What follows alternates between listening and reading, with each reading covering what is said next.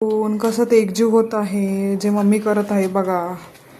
कसं एकजीव मिश्रण होण्यासाठी थोडा वेळ लागतोच,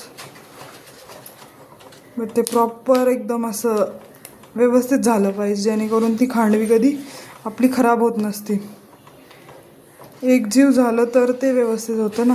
बघू शकता की ते कसं मिश्रण होत आहे, मम्मी कसं करत आहे. ते प्रॉपर एकजीव झाल्याशिवाय आता ते मिश्रण होणारच नाही ना खांडवीला. ते थिक व्हायला पाहिजे ना.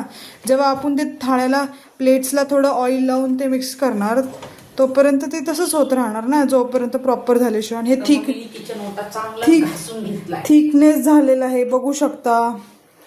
आमच्या मॅडम बघा कसे घर क्लीन करत आहेत. किचन ओटा क्लीन.